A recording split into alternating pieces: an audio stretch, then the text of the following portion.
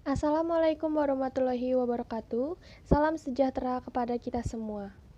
Kepada yang terhormat Ibu Novia Angela selaku dosen mata kuliah Bahasa Indonesia saya, dan juga kepada teman-teman serta para pendengar yang saya hormati. Perkenalkan, nama saya Dia Juliana Putri dari Fakultas Keguruan dan Ilmu Pendidikan, Prodi Pendidikan Guru Sekolah Dasar, Kampus Universitas Esa Unggul Cabang Kebun Jeruk dengan nomor induk mahasiswa 2021 11 01 042. Pada kesempatan kali ini, saya ingin menyampaikan materi mengenai keterampilan menyimak. Pengertian keterampilan menyimak. Menurut Tarigan, menyimak merupakan kegiatan mendengarkan lambang-lambang lisan dengan sungguh-sungguh, memahami dan mengapresiasikan serta menginterpretasikan untuk memperoleh informasi, isi, atau pesan yang disampaikan pembicara, serta memahami makna komunikasi secara lisan dan tulisan. Dari pendapat ahli tersebut, dapat saya simpulkan bahwa pengertian menyimak merupakan proses kegiatan mendengarkan bunyi bahasa yang dapat dilakukan secara langsung maupun tidak langsung dengan penuh perhatian dan konsentrasi agar penyimak dapat memperoleh gagasan dari pembicara yang kemudian gagasan itu dapat diolah makna dan isinya agar dapat menghasilkan suatu informasi yang bermanfaat. Selanjutnya, faktor-faktor yang mempengaruhi keterampilan menyimak. Henry Guntur Tarigan menjelaskan bahwa efektivitas menyimak dipengaruhi oleh beberapa faktor. Di antaranya, yang pertama, fisik. Keadaan fisik penyimak dan lingkungan terjadinya proses menyimak sangat mempengaruhi keberhasilan menyimak. Yang kedua, psikologis. Faktor ini meliputi masalah personal antara pembicara dan penyimak seperti prasangka, egosentris, pikiran sempit, bosan, dan masalah lainnya yang dimiliki oleh pembicara dan penyimak. Yang ketiga, pengalaman. Pengalaman di sini merupakan pengalaman dari penyimak dan pembicara yang telah melakukan interaksi sebelumnya.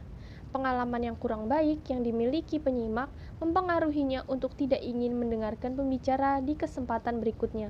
Begitupun sebaliknya. Yang keempat, sikap. Penyimak biasanya memilih topik tertentu. Jika penyimak menyukai atau menyetujui topik yang sedang dibicarakan, biasanya ia akan memberikan sikap yang baik ketika menyimak. Yang kelima, motivasi.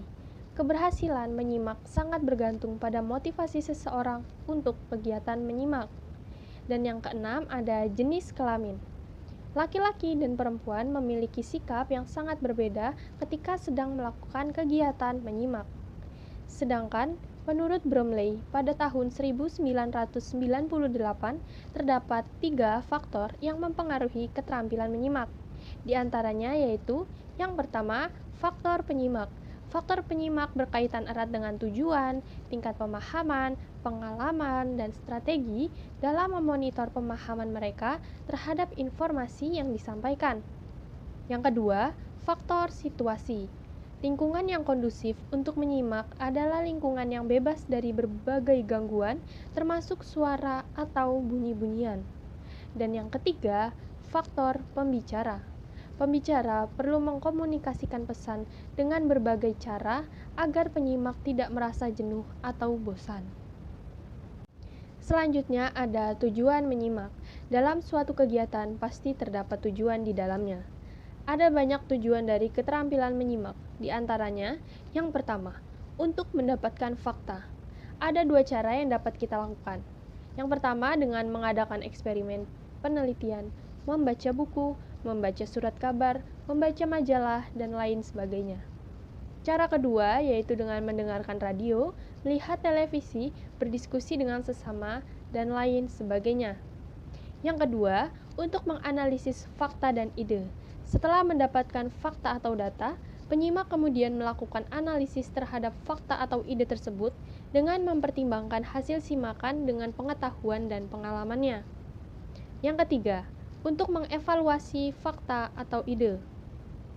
Dalam mengevaluasi fakta, penyimak perlu mempertimbangkan sesuatu yang disimak dengan menggunakan pengetahuan dan pengalamannya.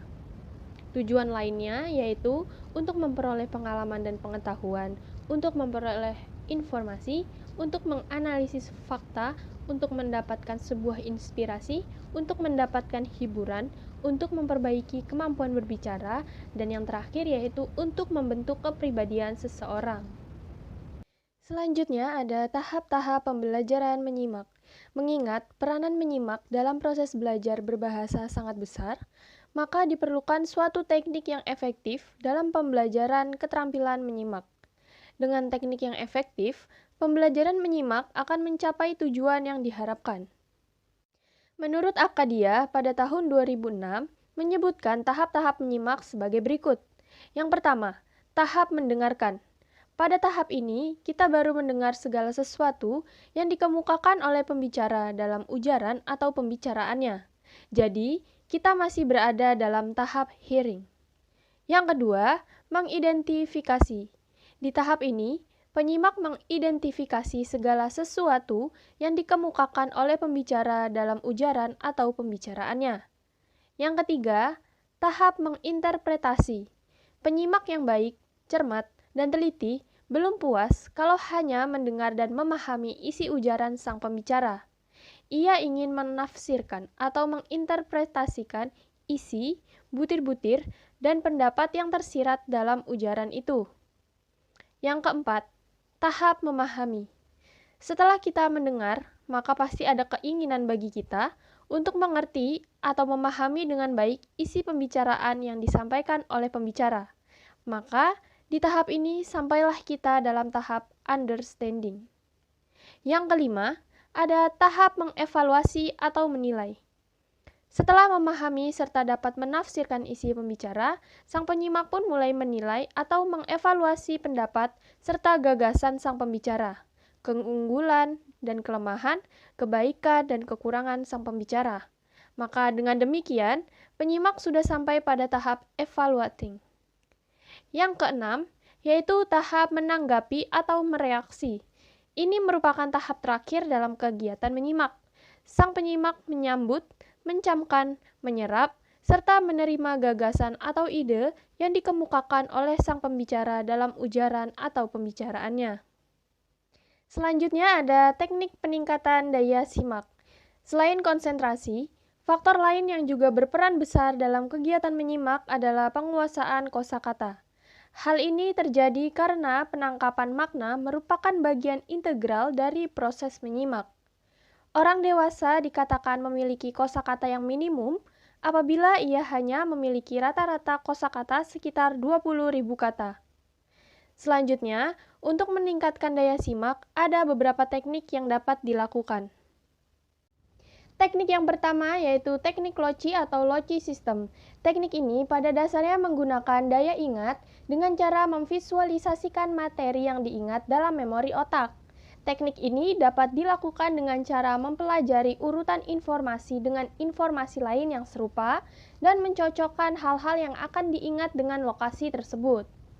Yang kedua, teknik penggabungan. Teknik ini merupakan teknik mengingat dengan cara menghubungkan atau menggabungkan pesan pertama yang akan Anda ingat secara berantai dengan pesan kedua, ketiga, dan seterusnya. Pesan berantai itu dihubungkan dengan imaji-imaji yang divisualisasikan secara jelas dalam pikiran untuk mencegah terjadinya kelupaan. Yang ketiga, teknik fonetik. Teknik ini melibatkan penggabungan angka-angka, bunyi-bunyi fonetis, dan kata-kata yang mewakili bilangan-bilangan itu dengan pesan yang akan diingat. Demikianlah beberapa hal yang dapat saya sampaikan pada presentasi kali ini mengenai materi keterampilan menyimak. Sebelumnya, saya mohon maaf kepada para pendengar apabila dalam penyampaian saya terdapat kesalahan kata maupun kalimat. Semoga video ini bermanfaat bagi kita semua. Salam sehat selalu, salam sejahtera. Terima kasih. Wassalamualaikum warahmatullahi wabarakatuh.